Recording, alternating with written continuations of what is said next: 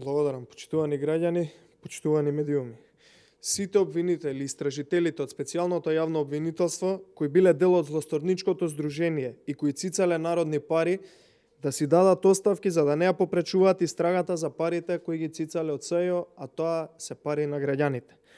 Одговорност за украдените милиони евра мора да има. Доколку не си поднесат оставки, јавниот обвинител кој ја спроведува истрагата треба да побара истите да бидат суспендирани се до завршувањето на истата истрага. Јавните обвинители, истражителите, кои биле дел од злосторничкото здружение и Катица Јанева заедно со нив, многу добро ги знаеле законите и затоа се сомневаме дека свесно влегле во незаконското делење на народните пари и молчеле за огромните додатоци. Имено, законите се јасни. Катица Јанева можела да добива плата во висина од 90% од платата на републичкиот јавен обвинител, а незините соработници и таа не смееле да имаат додатоци повисоки од 35% од платата. За жал, гледаме дека милиони евра се делеле без никаков основ и без никакви критериуми, што значи сите таму во СЈО свесно го кршеле законот, мислејќи дека никој нема да побара одговорност од нив. Обвинителството има обврска да ги замрзне нивните работни места за да не влијаат во текот на истрагата. И тоа мора да го стори уште веднаш.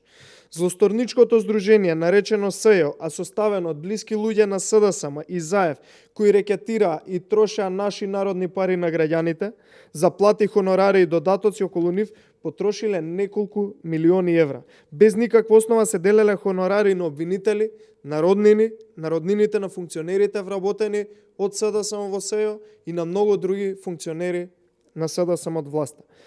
Платите на обвинителите во СЈО биле многу повисоки од платите на обвинителите во јавното обвинителство, иако, како што рековме, по закон тоа не сме да се случи.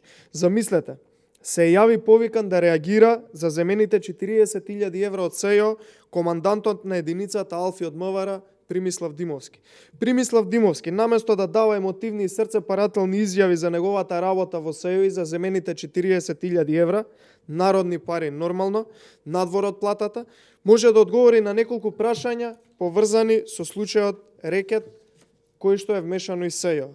Дали Примислав Димовски даде изјава во случајот рекет? Дали Примислав Димовски одговори на тврдењата и на медиумските написи кој од единицата Алфи разговарал со Боки 13 по земањето на парите? Наместо говори за земените 40.000 евра, ова е негова одговорност да одговори. Например, Петата управа во МВР и во ОТА има оддел за прислушување и следење, каде што вработените се подложни на таа доверливост за која што земале пари обвинителите и истражителите во СЈО согласно работата која што ја работат тие луѓе, а сепак немаат никаков додаток за доверливост кој што би го земале исто како што земале овие од СЈО.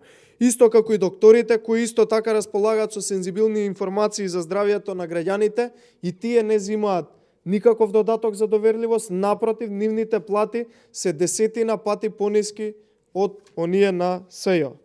Почитувани, правна држава мора да има. Одговорност за милионските проневери мора да има и мора некој да одговара и да сноси одговорност. Се работи за парите на граѓаните, се работи за парите кои што ги имаат дадено сите граѓани на Република Македонија за да функционира СЈО. Наместо тоа, гледаме дека рекетирале, уценувале и цеделе државни пари. По 12 април следува обнова на Македонија и ќе почне однова да се гради правната држава во Република Македонија. Веднаш потоа, одговорност за сите криминали на актуелната власт, на СДСМ, на функционерите на СЈО ќе има и мора да има. Благодарам.